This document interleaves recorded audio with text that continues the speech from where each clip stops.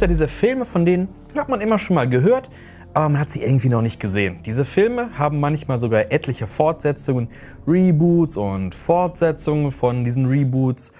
Um diese Filme ranken sich dann oft die verschiedensten Legenden, vor allem wenn es um so berüchtigte Filme geht, die in Deutschland auf dem Index gelandet sind. Wie gehen wir mit diesen Erwartungen vorm Sehen um? Gerade wenn es um diese älteren Werke geht, die vielleicht gar nicht mehr so unseren Sehgewohnheiten entsprechen. Heute gibt es dazu ein paar Gedanken von mir und damit herzlich willkommen hier auf Cinema Strikes Back.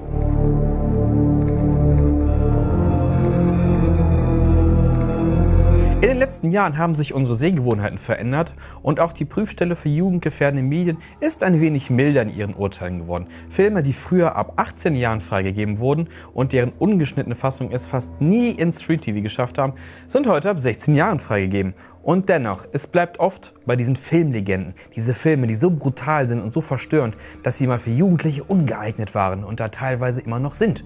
Evil Dead, Eraserhead, Dawn of the Dead und natürlich Texas Chainsaw Massacre.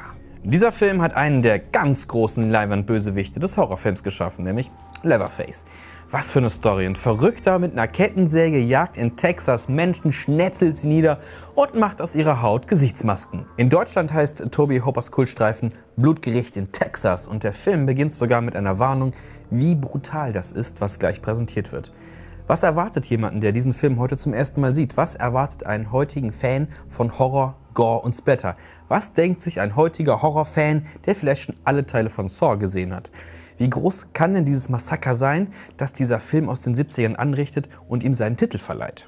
Die meisten, die bei Texas Chainsaw Massacre explizite Gewalt erwarten, werden wohl eher enttäuscht sein. Ein einziges Mal sehen wir eine Kettensäge in ein Körperteil eindringen und es spritzt natürlich Blut, aber im Großen und Ganzen hält sich die Brutalität doch sehr stark in Grenzen. Und das bei diesem Titel. Ist der Film vielleicht so psychologisch verstörend, dass ihn nur Erwachsene sehen sollten? Kommt er ran an diesen fiebrigen Albtraum, der Eraserhead heißt und uns in eine Welt reißt, die wir nicht so recht verstehen können oder vielleicht auch nicht wollen? Nein, bestimmt nicht. Die Welt von Texas Chainsaw Massacre ist recht simpel gestrickt. Eine Familie von Schlachtern fängt Durchreisende ab, schlachtet sie und verkauft sie als Barbecue an einer Tankstelle. Leatherface ist Teil dieser Familie, ein Hühner, der im Grunde aber ein kindliches Gemüt besitzt. Ich gehe da sogar so weit zu sagen, dass man in bestimmten Teilen des Films Mitleid mit ihm hat. Anders jetzt als bei seinen Kollegen Michael Myers, Freddy Krueger oder Pinhead. Wie Filme, die ein gewisses Alter erreicht haben, findet Texas Chainsaw Massacre beim effektverwöhnten Publikum von heute, das einen dynamischen Schnitt, Schnelligkeit gewohnt ist, nur schwer Anklang. Ähnlich ergeht es da Meisterwerken wie Der Exorzist oder Halloween. Diese Filme nehmen sich Zeit und oft passiert es, dass das Publikum heute diese Zeit nicht mehr hat oder einem Film nicht mehr geben möchte. Wir sind es gewohnt, viele Informationen in einem kurzen Zeitraum zu bekommen. Braucht ein Medium zu lange, wischen wir es auf dem Smartphone weg, stoppen den Stream oder wählen uns einfach einen anderen Film aus. Die Auswahl ist groß und so gut wie alles ist dann Netflix, Amazon und YouTube ohne Bedenken jederzeit verfügbar. Außerdem ist der Hype um viele Filme sehr hoch. Erwartungen können da oft gar nicht erfüllt werden. Das trifft allerdings auch auf neue Werke zu, das Marketing lässt grüßen, aber tatsächlich fallen auch viele alte Filme diesem Mechanismus zum Opfer. Man hört ständig davon, die ausufernde Brutalität von Clockwork Orange, die Brillanz der alten Star Wars-Reihe oder die Tiefgründigkeit von 2001. Fans lieben diese Werke und das Entsetzen kann groß sein, wenn jemand diese Filme schaut und alles andere als euphorisch reagiert. Erlebt der moderne Horrorfilm-Fan mit Texas Chainsaw Massacre eine Enttäuschung oder ist er nur ein Opfer des Zeitgeistes? Lassen uns unsere Sehgewohnheiten alte Streifen nicht mehr mit genügend Ehrfurcht anschauen? Kann es sogar sein, dass wir uns insgeheim zwingen, einen Film gut zu finden, weil er doch so ein Klassiker sein soll? Sitzen wir zu Hause vor dem Fernseher oder in einer Wiederaufführung im Kino und denken uns, das soll es jetzt gewesen sein? Wir können Filme und andere Kunstformen immer auf mehrere Arten betrachten. Was macht das Werk mit uns? Wie wirkt es auf uns? Gibt es uns etwas? Um es übertrieben zu sagen, ist das der egoistische Betrachtungsweg. Hier bin ich, unterhaltet mich. Mir doch egal, was der Filmemacher sagen will, wann und unter welchen Umständen ein Werk entstanden ist. Mir gefällt es nicht, dann ist es Müll, dann ist der Film einfach scheiße.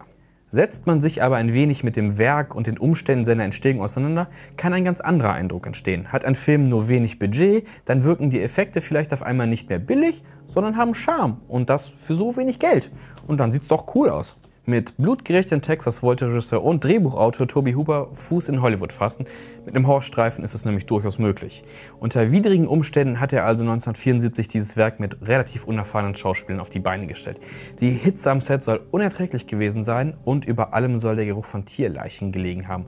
Und dennoch, das Team hat das irrwitzige Projekt durchgezogen, das auf der realen Mördergeschichte von Ed Gein basiert und auch andere Filme inspiriert hat, wie zum Beispiel Psycho oder Das Schweigen der Lämmer.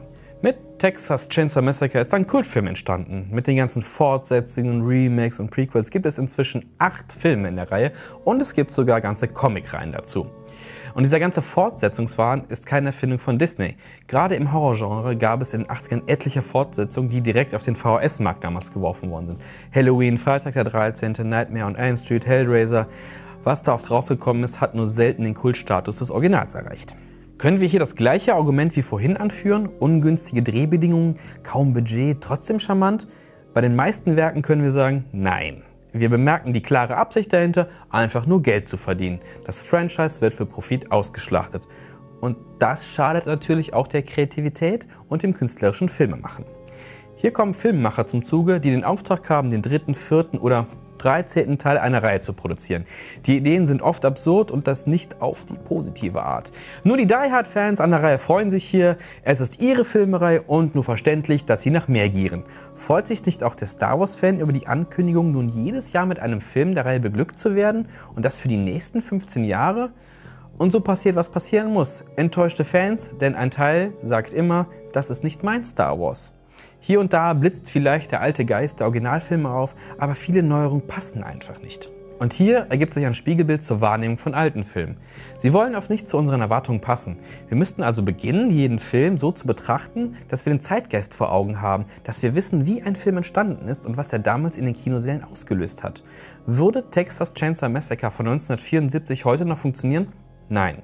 Dazu muss man sich das Remake anschauen und schon sieht man die Unterschiede, wie die gleiche Geschichte unter anderen Produktionsbedingungen zu einer ganz anderen Zeit erzählt wird. Jede Zeit hat ihren Stil und ihre Innovation. Irgendwann kommen wir an einen Punkt im Leben, da haben wir eine Menge Filme gesehen und wir werden auch noch eine Menge sehen. Dann beginnen wir aber zu vergleichen und wir hören uns selber sagen, wie kann die Jugend sowas heute gut finden? Und es war halt schon immer so und so wird es wahrscheinlich auch immer bleiben, aber jeder kann für sich selbst entscheiden, ob man einen Film einfach so schaut oder versucht nachzuvollziehen, was Menschen vor zig Jahren an so einem Werk begeistert hat. Vielleicht sieht man Filme dann in einem etwas anderen Licht, eine Meinung muss sich dadurch nicht gleich um 180 Grad drehen, aber wir lernen wertzuschätzen und irgendwann wird jemand vielleicht auch unsere Filme von heute auch wertschätzen und nicht als alten Schrott abtun und über Szenen lachen, nur weil dann bessere Effekte möglich sind. Am Ende spielt auch einfach der eigene Geschmack eine Rolle. Das ist etwas, das durch so viele Faktoren von unserer Geburt an geprägt wird. Aber sollten wir nicht vielleicht einfach offen bleiben und uns inspirieren lassen? Würde nicht genau das Filme zu einem besseren Erlebnis machen? Würden wir nicht alle davon profitieren? Wovon ihr auf jeden Fall profitieren könnt, das ist unser letztes Special. Da ging es darum, ob alte Filme langsamer sind als neuere Filme.